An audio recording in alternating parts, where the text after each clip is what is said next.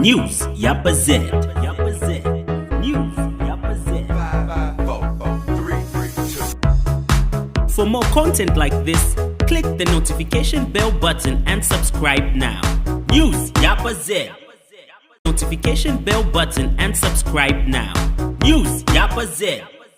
From Mansa, we have joined the presidential campaign in Mansa, and also just to speak on a number of things where, the procurement aspect of this nation has contributed on what Dr. Edgar Chagwa Lungu has done, and also the manifesto of PF and what it speaks to when it talks about procurement. So let me start by indicating to you the importance of procurement. 12 to 15% of our GDP is attributable to public procurement. Most people don't realize that aspect. And when you look at ShopRite, game stores, and all these shops that are all over the country, actually it's 30% of our GDP. So put together, we are almost close to 55% of our GDP affected by procurement. So the issue of what procurement has done has contributed greatly to the problems and the benefits of what Zambia has. So when we visited the President Lungu at State House, he actually asked us to go and amend the Act of Procurement so that we could deal with some of these issues that I'm going to be mentioning in the next few minutes. The private procurement as well is also very important. If you look at the private companies buying or organizations, say even the mines buying, the profitability of the mines depends on procurement.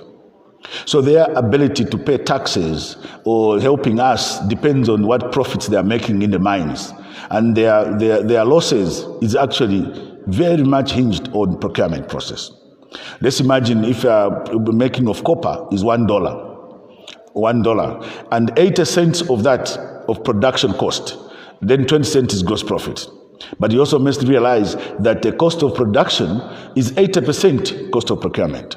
So the profitability and the losses of the mines actually does depend on procurement. So procurement plays a very, very important role in the development of a nation. Our national budget, when the minister goes to parliament to represent the national budget, 70% of the national budget, when you remove salaries, is actually procurement. See, so the effect of procurement and the sustainability of the country depends on the procurement process. So it's a procurement of roads, the procurement of universities, the procurement of fertilizers, the procurement of petroleums, all those issues that we talk about, medicines, infrastructure, as PF has done. Greater part of that has been undertaken by procurement. It is very, very important to understand that the role of procurement then plays a very, very important, aspect of the development of a nation. That's why the 7th National Development Plan and the attainment of Zambia's vision of 2030, which has been run by the current government, that aspect also has very impact on the procurement process and how the procurement folks would carry out that particular process. Very, very, very critical. The president in many times has said value for money, or having more for less money spent. That aspect of austerity measures, even in the time of the COVID-19 that we're having at the moment, is actually undertaken by procurement. So when President Lungu mentioned all those, he was actually directing the procurement folks to ensure that austerity measures are actually undertaken. So the procurement people plays a very, very important aspect. When we visited President Lungu at State House, he actually told us that go and deal with these issues that you have mentioned to me. And we went back to go and understand the importance of changing the current act of public procurement and see how that can fit even the manifesto of the current government that they've been speaking about. So we thank President Lungu for that directive, and we went to Dr. Walyangandu. We followed him at Parliament, actually, and we told him that the bill that you have that is going to Parliament, that is going to be enacted, actually has a lot of procurement issues. And, Dr. Walyangandu gave it back to me in my hands and said, go and deal with it.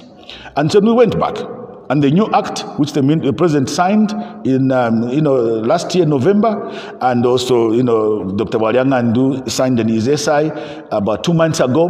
The things I'm going to speak about now are already in the act to be able to deal with the problems that we have. When you read the current government or PF manifesto of chapter 2, talks about the economy and the financial sector. The problems in Zambia is that the economy is dominated by non-Zambians. I don't know if you noticed that. Most economy controlled is actually by non-Zambians. Even when you make any SI that is going to affect Zambia, those people make their decision because they don't belong here. We have high youth development. But when MMD sold off most of the state-owned companies in the 1990s, close to 225 of those companies were sold. This current government has even created the IDC to ensure state-owned enterprises are revamped. And I'll give you an example of what IDC has done in ensuring that aspect has been dealt with. Strengthen and the prudent use of resources. That's what the chapter 2 says, that they want prudent usage of resources that we have in this particular country. Prioritizing Zambians in award of government-funded procurement and construction projects. Zambians must participate in there. That's what their manifesto says. In a supermarket, stock level production of vegetables, meat, chickens in these shops must also be procured from Zambians. That is not a procurement function because it is actually merchandising, as we call it. So, what does this new act now say in dealing with some of what the president said, and then also what chapter 2 of the PF manifesto is actually saying? All GRZ tenders now prioritize citizen bidders. What that means is that if you are supposed to participate in the tender, say for instance, government borrows money to do projects, you notice that some of these projects went to foreign bidders, a lot of them. Some of them, some Chinese folks did a lot of construction, okay? And they followed what we call local bidders. So a local bidder is a foreign company that picks up a maid or some garden boy somewhere, go to Pakra and register a company and call it a Zambian company. And they received a lot of those tenders. This new act has introduced now what you are calling the citizen bidder. A citizen bidder is a Zambian person with, defined in the Zambian constitution. Let me just say, your NRC that says /1 at the end. You are the one who's going to bid. You are the one who's going to do the works. That concept has been utilized, in a number of, African countries, like even in Congo. They do that. Even in Botswana, even in Tanzania. So we've put this now in the act that the people who are going to construct the roads, who are going to do major works, will be citizen bidders.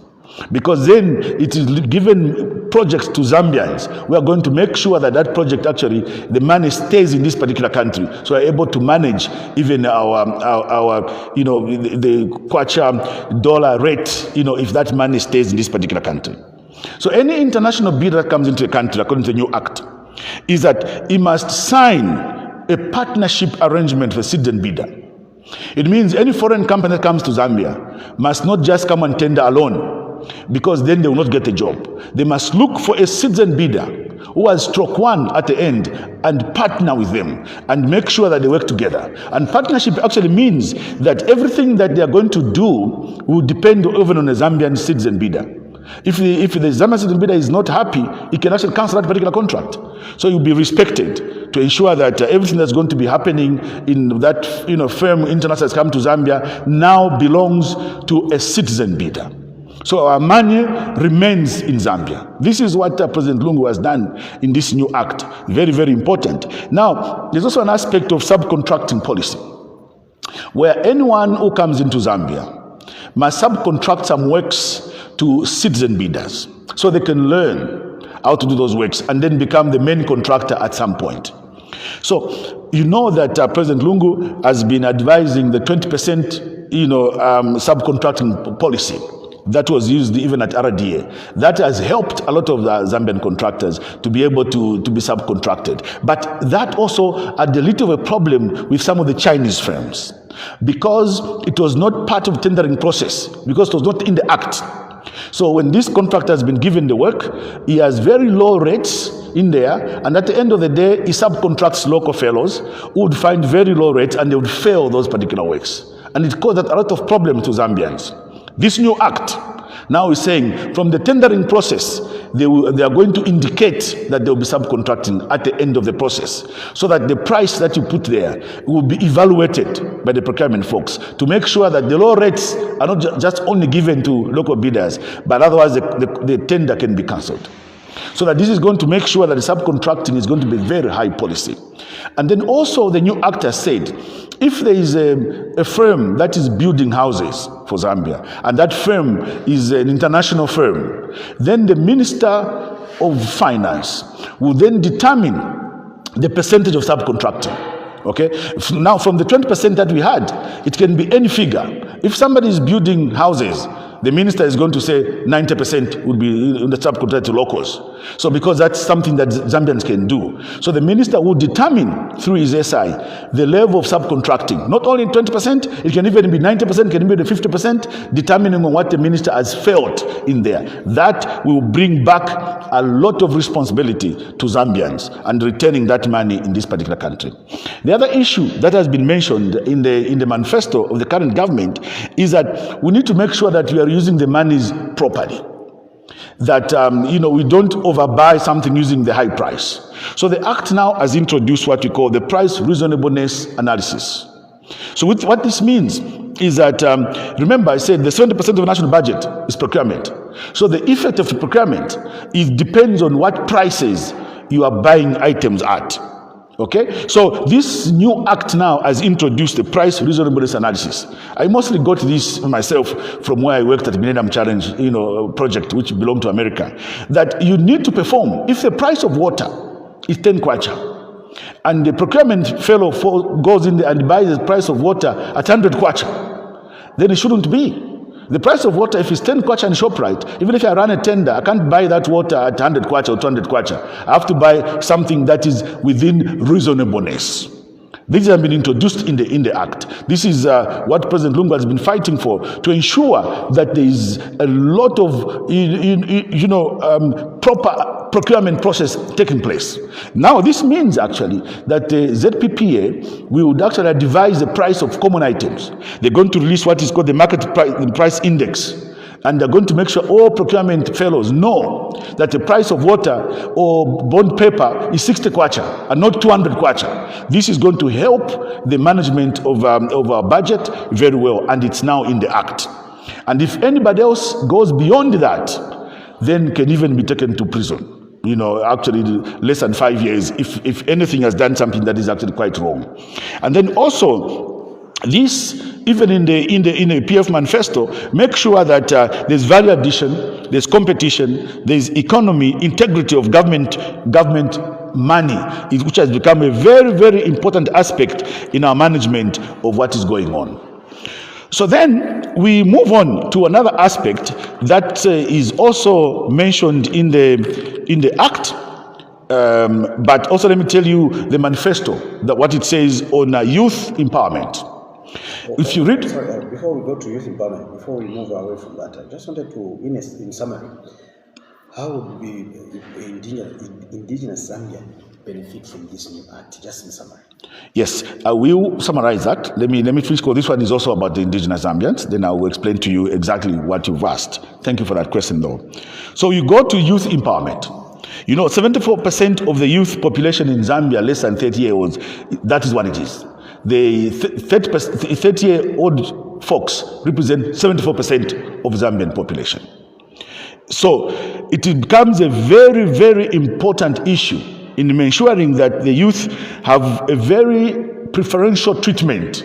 How do we make sure the youth are actually governed? How do we make sure the youth actually helped, by the Zambian, by this procurement act that I'm talking about? We also have women's empowerment and gender equality of Chapter 4 of the manifesto, which talks about exactly what Dr. Lungu has done by employing a lot of the vice president who are female judges, IG police. We've got a lot of ladies coming up on, they're going to have a bank, for females, just to help them participate in the process. And also, it says it creates specific preferential procurement programs for ladies. Now, if I take you back to the act that President Lungu has signed, it has what is called the preference and reservation schemes, and now mandatory for all government-funded projects, meaning all tenders in this government going forward from the last 2 months are going to indicate for preference and reservation schemes. They're going to say all these tenders are going to be for children or the youth. The youth must be empowered. 74% of the Zambian population is the youth. So a company, for example, any organization says ZESCO, would indicate in their fragment, these tenders will be to the youth. Only the youth who participate in that tender process, so that we can actually encourage them to grow up. And then we're also going to have small and medium-sized industries. Instead of a tender being subjected to big companies, it will be subjected to small companies that can be helped to move on. And also, children and women group. Children and women group, even they creating a bank to be able to get the money, even the youth getting the money, so they can participate and make the youth grow. So that has been very, very important, including even disabilities people. If there are people who are disabled and they cannot participate in the procurement process, this new act now has said it will be procurement only for disabled people. So this preference and reservation scheme, which is now in the act, has become a very, very law-abiding by all government-funded project from what Dr. Lungu has signed as an act. Let me tell you, for instance, if you're at school, I don't know if you've seen this, my friend, that we buy desks from almost all schools. Billions of kwacha, many years going into buying of desks, sometimes even out of China. Are you telling me that we don't have carpenters who can make those desks? We have. So this new act is simply saying the carpenters are the ones who are going to be making the desks. The carpenters are the ones who are going to make sure that these desks that are required in the preference and reservation schemes is now in the new act. If somebody is building houses in Zambia, must buy from the people who are making windows in Zambia, so that we can promote the youth, we can promote Zambians, so to be able. Let me tell you, in Lusaka, there's a very funny example. You go at Mandahi to buy furniture, you buy it at 30,000 kwacha. You'll be shocked that furniture was made, in Karingaringa by Zambian folks.